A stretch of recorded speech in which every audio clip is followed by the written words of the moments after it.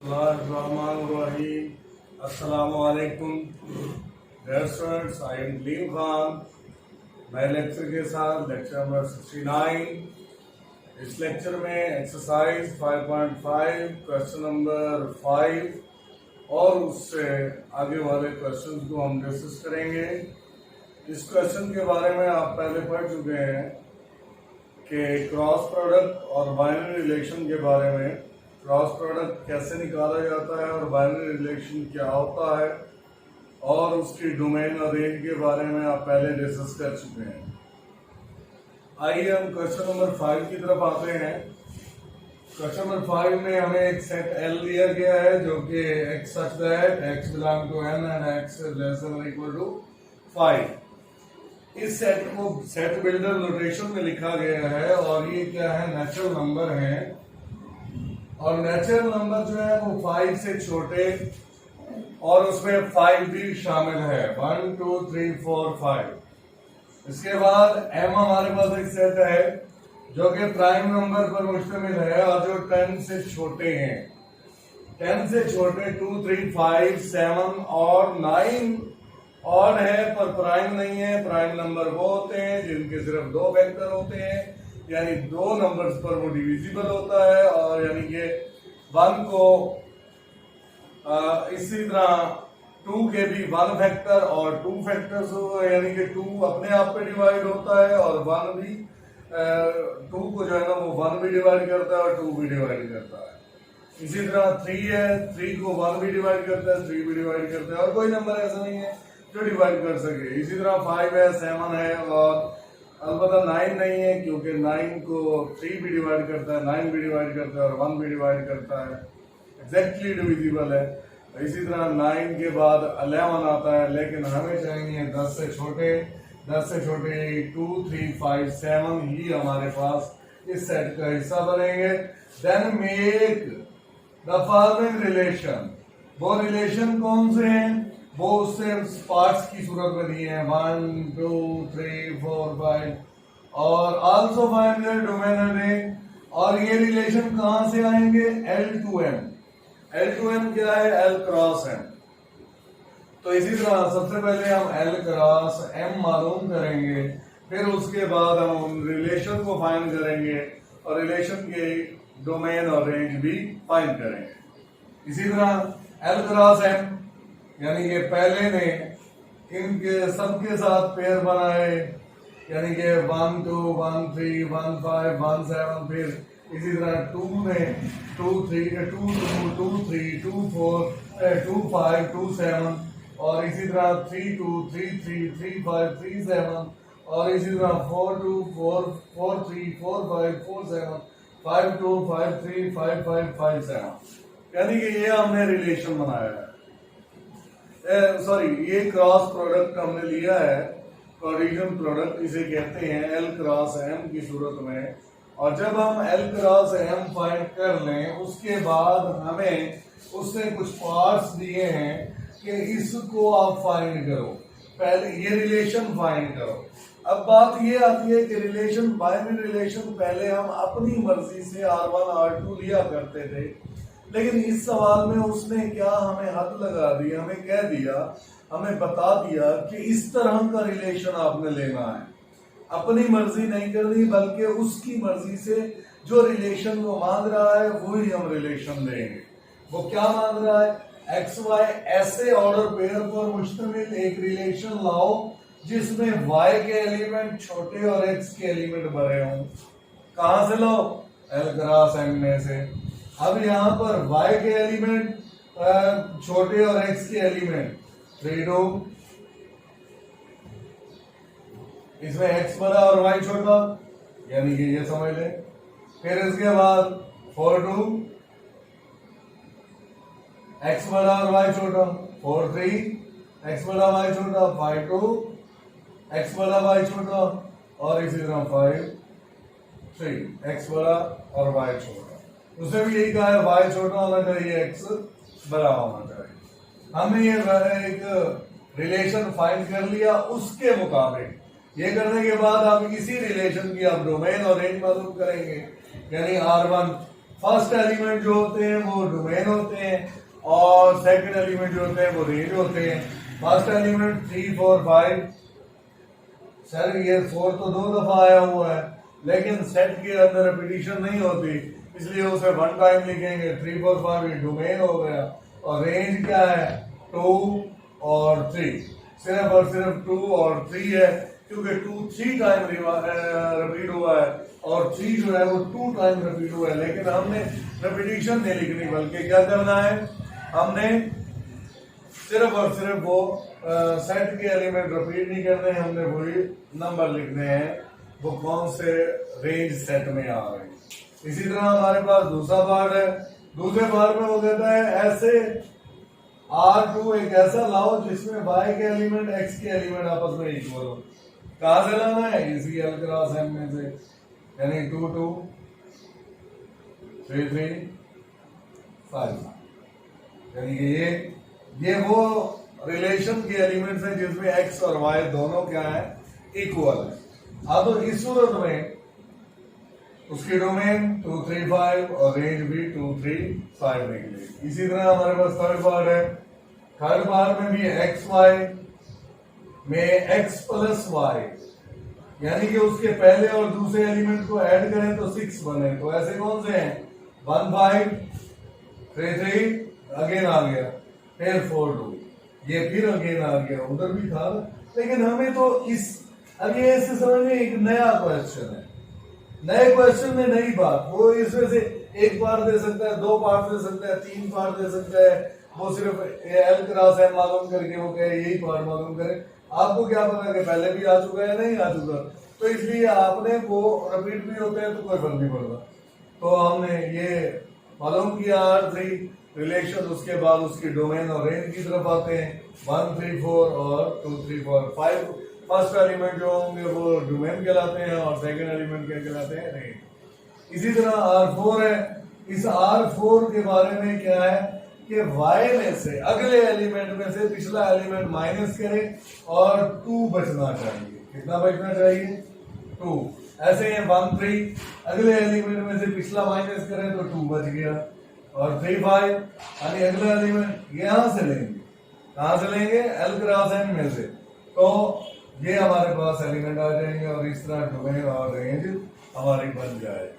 और dear students, इस question में से वो कभी कभी एक पार्ट देता है, कभी 2 पार्ट देता है, लॉन्ग क्वेश्चन भी आ सकता है, शॉर्ट क्वेश्चन भी आ सकता है। और आज हम अगले सवाल करने से पहले, क्वेश्चन नंबर 6 करने से पहले हम कुछ बातें डिस्कस करेंगे, वो है फंक्शन से रिलेटेड। क्योंकि क्वेश्चन नंबर 6 जो है वो कहता है इंडिकेट, ये जो आपको जो है ना वो रिलेशन दिए गए हैं इनमें बताएं कि फंक्शन है या नहीं है, अगर फंक्शन है तो कौन से हैं। अब फंक्शन क्या होता है हमें क्या पता, आइए इस फंक्शन के बारे में पढ़ते हैं। फंक्शन और मैपिंग बहुत अहम टॉपिक है। अक्सर अवकाश जो है ना वो बच्चों को इसकी इतनी खास समझ नहीं आती, लेकिन मैं पूरी कोशिश करूंगा कि आपको समझा सकूं। सपोज ए और B are 2 non empty set, ये ख्याल रहे कि नॉन एम्प्टी होने जाएंगे। बच्चे क्या लिखते हैं, सपोज ए और बी आर 2 एम्प्टी सेट, हालांकि वो नॉन भूल जाते हैं, तो इसलिए नॉन एम्प्टी होने जाएंगे। तो अक्सर डेफिनेशन पेपर बोर्ड मार्किंग करते हुए मुझे पता चलता है कि हाँ जी बच्चे जो है ना वो यहाँ लिख देते हैं suppose A and B are empty set, तो वो पूरी डेफिनेशन खत्म हो जाती है। वो क्या है, नॉन एम्प्टी सेट होगा। देन द रिलेशन एफ एक ऐसा रिलेशन होना चाहिए जो ए से बी की तरफ हो, यानी ए क्रॉस बी की सूरत में। ए क्रॉस बी यानी ए से बी की तरफ एक ऐसा फंक्शन होना चाहिए जिसमें डोमेन ए सेट के इक्वल हो और रेंज जो है, और सॉरी डोमेन ए सेट के इक्वल हो, और क्योंकि इसकी 2 शर्तें हैं, फंक्शन ए और बी 2 नॉन एम्प्टी सेट हो तो वो फंक्शन ए से बी की तरफ हो, तो वो रिलेशन ए से बी की तरफ हो, तो वो रिलेशन फंक्शन उस वक्त कहलाएगा जब ये 2 शर्तें पूरी हो जाएंगी। वो होता रिलेशन है, लेकिन उसको फंक्शन बनाने के लिए 2 शर्तें होना जरूरी है। क्या, उस रिलेशन की डोमेन ए के बराबर हो और एवरी एक्स बिलोंग टू ए, यानी कि उसके पहले एलिमेंट जो है ना वो ए को बिलोंग करते हो। यूं समझ लें कि उसके पहले एलिमेंट्स के अंदर रिपीटिशन ना हो, ठीक है। और ए को बिलोंग करते हो appear in one and only one order pair. तो यही कहना चाह रहा है कि इससे बस बात को घुमा फिरा के कहा, मैंने आपको सीधी बात बताता हूं कि वो उसकी डोमेन ए के बराबर हो, और दूसरी शर्त ये कि उसके पहले एलिमेंट जो रिलेशन आपको दिया गया है उसके फर्स्ट एलिमेंट में रिपीटिशन ना हो। फर्स्ट एलिमेंट में रिपीटिशन कैसे हो सकती है वो मैं आपको अगले एग्जांपल्स के अंदर बताता हूं।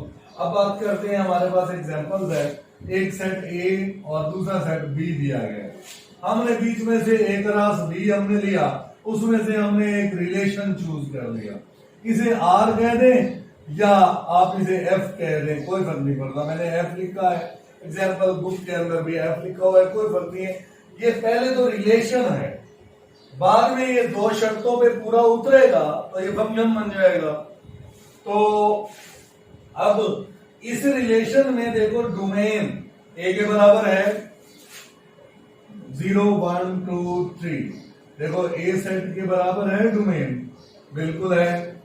और रेंज जो है 1 2 3 4, यानी उसकी वो क्या है, सबसेट है, क्या है, बी का सबसेट है। और उसके फर्स्ट एलिमेंट में रेपिटेशन भी नहीं है। फर्स्ट एलिमेंट में रेपिटेशन क्या होती है, 0 1 1 2, ये देखिए पहला एलिमेंट 0 1 2 3, आगे एक और होता 3 2, तो 3 5 सपोज, ठीक है। तो अब इसके पहले एलिमेंट में रिपीट हो रहा है, 3 जो है ना वो फिर रिपीट हो जाएगा, इसलिए पहले एलिमेंट में रेपिटेशन नहीं है और इसकी डोमेन जो है ना वो ए सेट के इक्वल है, ये फंक्शन है। अब मैं यहां पर एक एग्जांपल से, एग्जांपल की डायग्राम से मैं आपको वाज़ेह कर दूं, ये सेट ए सेट बी, ठीक है। 0 1 के साथ इमेज 0 का इमेज 1 1 का इमेज 2 2 का इमेज 3 3 का इमेज 4, यानी कि एक फंक्शन के तौर पर आता है। इसकी डोमेन जो है ना वो ए के बराबर है, ए के तमाम एलिमेंट का इमेज मौजूद है। लेकिन ए बी सेट की रेंज अगर इक्वल आ जाए तब भी फंक्शन होता है, अगर वो उसका सबसेट हो तब भी फंक्शन होता है। जैसा कि मैं इधर एक और दो, ये 1 फिगर और ये 2 फिगर में मैं आपको बताता हूं कि ये फंक्शन है कि नहीं है। अब इस डायग्राम में देखें ए बी सी डी 1 2 3 4, अब ए ने 1 के साथ भी इमेज बनाया, ए का इमेज 2 भी है, ए का इमेज 1 भी है। अब सी का इमेज, बी का इमेज 3, सी का इमेज 4 और डी का भी इमेज 4 है। यानी मतलब कहने का कि ए के तमाम एलिमेंट ने बी के साथ अपना अपना इमेज बनाया है, यानी इसके तमाम एलिमेंट्स का इमेज मौजूद है, ये फंक्शन है उसकी, क्योंकि रिपीटिशन नहीं है, ठीक है। अब इसी तरह यहां पर देखें दूसरी एग्जांपल में ए ने 2 के साथ इमेज बनाया, बी ने 4 के साथ इमेज बनाया, सी का 6 के साथ इमेज है, लेकिन हमारे पास ये डी एलिमेंट ऐसा रह गया जिसका इमेज है ही नहीं, तो इसका मतलब है फंक्शन नहीं है, उसका इमेज ही नहीं है। जो डोमेन, इसका मतलब है डोमेन जो है वो ए सेट के इक्वल नहीं है, तो इस सूरत में ये फंक्शन ही नहीं, नॉट ए फंक्शन, यानी कि उसकी डोमेन ए सेट के बराबर आई नहीं है, ये फंक्शन ही नहीं। अब हम बात करेंगे इनटू फंक्शन की। इनटू फंक्शन पेज नंबर 100 पर मौजूद है उसकी definition. A function A to B is called into function if at least one element in B is not an image of some element of set A, यानी range उसकी set B के subset होनी चाहिए। यानी ये समझ लें, example हम देते हैं, हमारे पास एक फंक्शन है, ठीक है।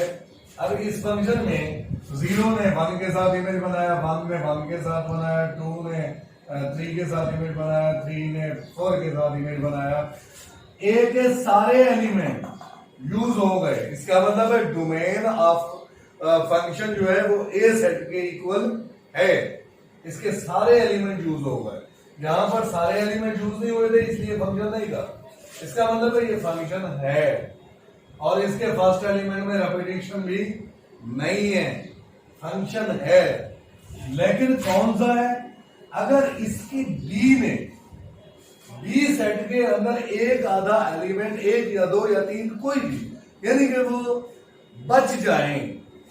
ए के सारे एलिमेंट ने इमेज बना लिया लेकिन बी के एलिमेंट बच जाए, यानी कि वो उसकी रेंज जो है वो सबसेट हो बी का, यानी कि उसकी रेंज, उस फंक्शन की रेंज जो है वो बी के बराबर ना आए, बी के बराबर भी ना आए, यानी उसका सबसेट हो। ठीक है, तो उस सूरत में उस फंक्शन को क्या कहते हैं? इनटू फंक्शन कहते हैं। अब इसी से रिलेटेड था वन वन फंक्शन। वो क्या है वन वन फंक्शन? के इमेज बना रहे हैं सारे, फिर भी बी में एक एलिमेंट बच गया, ये भी तो फिर वो इनटू फंक्शन होने चाहिए, लेकिन नहीं। इसमें एक ने दो ने एक भी इमेज बनाया है, आपस में एक दूसरे के साथ भी मिले हैं, ठीक है ना। लेकिन इसमें क्या है? 1 to 1 कोरस्पॉन्डिंग है, 0 1 1 2 3 3 4 के साथ ये 1 1 कोरस्पॉन्डिंग में आए हैं, और लेकिन फिर भी एक एलिमेंट बच गया, रेंज फिर भी सबसेट है बी का। अगर रेंज बी का सबसेट दोनों में है, उसमें 1 1 कोरस्पॉन्डिंग नहीं है, इसलिए वो इनटू है। और इसमें क्या है? 1 1 कोरस्पॉन्डिंग है, तो ये ऑन टू है।